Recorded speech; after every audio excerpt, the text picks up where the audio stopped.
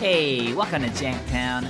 Will here, and today we'll be talking about one of my PR pulls and the originator of vampirism. Yes, he turned Edgar Markov into a vampire, Shilgengar, Sire of Famine. Since you clicked on this video, you probably already know what the card does, so let's skip right past reading it. Shilgengar though is a versatile commander, and I think he works across a wide range of power levels. He can enable a lot of strategies like aristocrats, artifact tokens, sacrifice. He's also a pretty good support commander when it comes to like go wide decks. But the deck we're building today is focused on his last ability, which can bring back our entire graveyard at instant speed.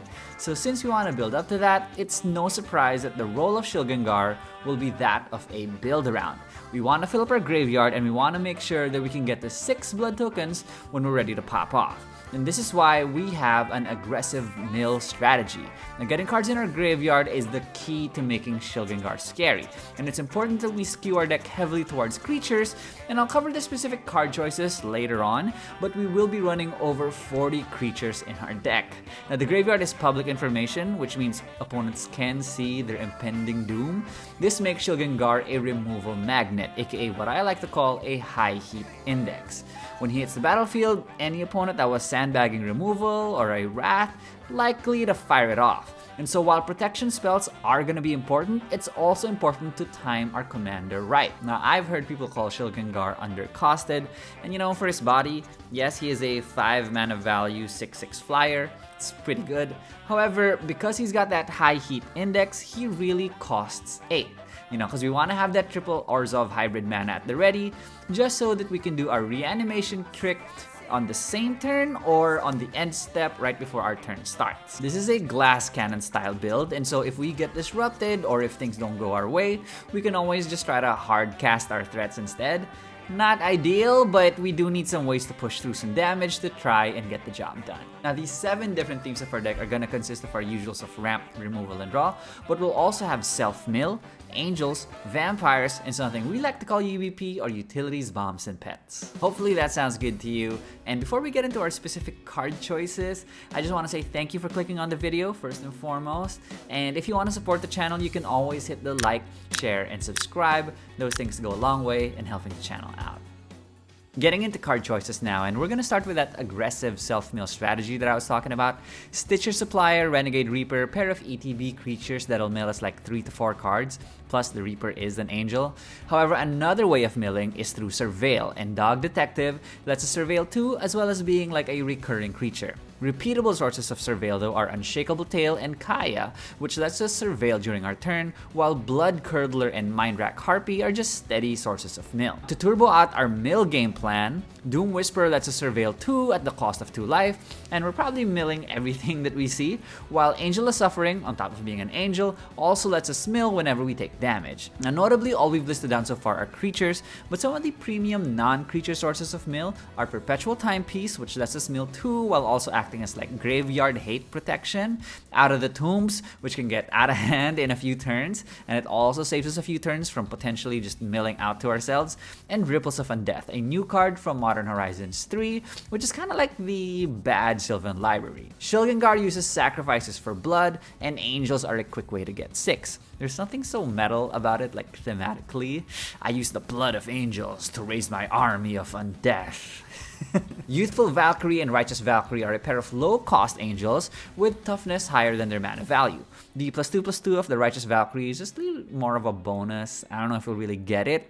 I wouldn't rely on it. Some value angels are Guardian of Girapur, which lets us blink a creature or an artifact, Sarah Paragon, which lets us play lands and mana value 3 or less permanents out of our graveyard, and the Battle Angels of Tyr, which can provide us some incidental value, whether that's going to be like an extra card, a treasure, or a bit of life. At the top end, Sarah's Emissary can be a game-ending creature if we reanimate her with an army.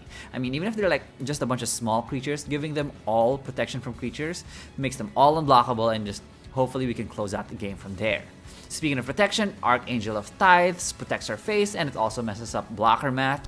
Metropolis Reformer gives us Hexproof, which can protect our graveyard since a lot of the mass graveyard hate targets players. And Sephara's Skyblade, which can protect our board from rats. Finally, there's Emiria's Call. So it's not an angel card per se, but it does make 2 angels. However, we'll usually be playing this as a land. Now, an awesome and underrated line of text on Shilgengar's reanimation ability is that when he reanimates everybody, they turn into vampires. Indulgent Aristocrat and Cordial Vampire can make our boards big instantly, right? Just give +1/+1 counters to our entire board because now they're all vampires. Malakir Blood Witch can be a game ender if you bring back a ton of vampires with Shilgengar, and Bishop of the Bloodstain has a similar effect, but without the life gain, and it's only for one opponent, so it's not quite as good, but still really powerful. And finally, there's Sanctum Seeker, and it turns every attacker of ours into a drain effect for 1.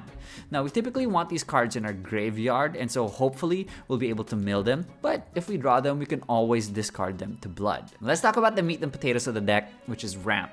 Now, we want a high creature count, and so I cut Arcane Signet, but I did keep Soul Ring because it's still mana positive. But a pair of mana dorks are Milliken and Gyada. Now, the Milliken mills as a card, which is great, and Gyada works with about like 15 to 20% of our deck. Not the best, but you know, it'll work. Plus, she's a low mana value angel. There's also Seldevi Adnate and Illuminor Seras. These are just some of my favorite mana dorks in the format, and they essentially work like rituals. Outside of mana dorks, we're also running land ramp or land fixing through Sadbot and land tax. And I also like Weathered Wayfarer as just a means of fetching out non-basics from our deck, because I mean, let's face it, there are just so many good utility lands these days. Crypt Gas, Songs of the Dam, just ways to burst ahead on mana. And finally, I'm running a pair of the Lord of the Rings land cycling creatures. So we'll generally always be cycling them away, so that's another creature in our graveyard. But even if you just get a basic from these, you can just think of them as like the equivalent of like a tap land. Now, for removal, we're terrified of graveyard hate, especially cards like Rest in Peace, Dothy Voidwalker, Ley Lines. And so Anguish Unmaking, Excise the Imperfect, and Rite of Oblivion can all pick off any non-land permanent. Although the right is at sorcery speed, I do like it because of the flashback, especially when it gets milled.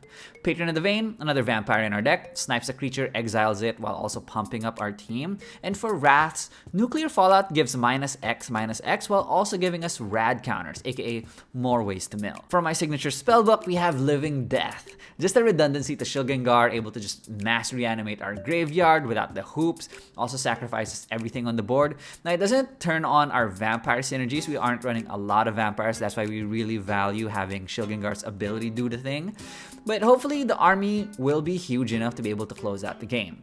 Finally, some more MDFCs. I usually don't highlight our lands or our MDFCs, but Modern Horizons 3 just came out, and I want to shout out some of the new awesome MDFCs that we just got. The draw is still important to make sure we have gas, and Dusk Legion Zealot and Inspiring Overseer, just a couple of cantrip creatures that are also just incidentally a vampire and an angel.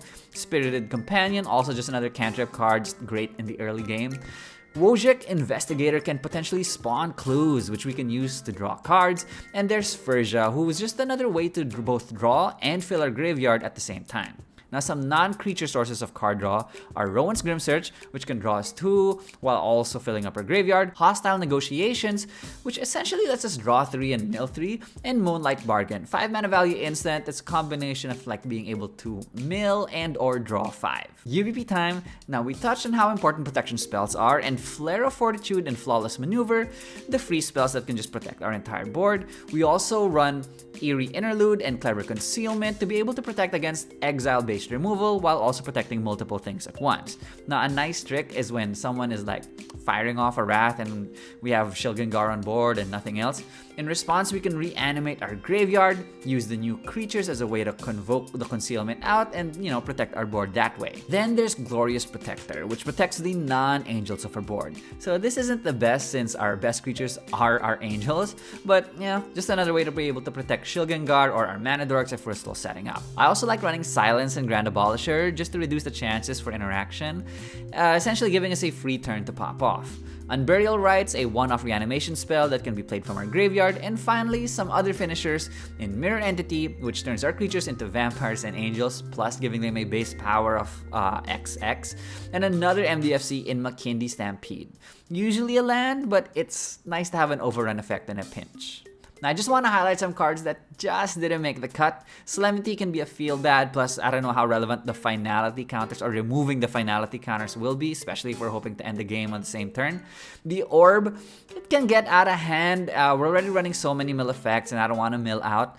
And man, the price of Gisela just has not gone down at all. Like, we would have been fun to have a home for Brisella, but the price tag's just not worth it. Anyway, I'm already pretty happy with the other angels that we have.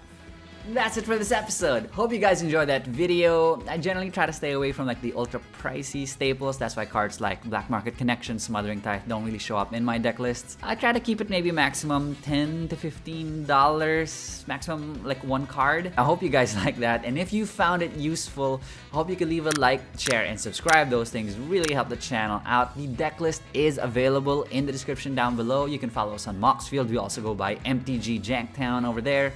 Stay inspired, friends, and I'll see you soon.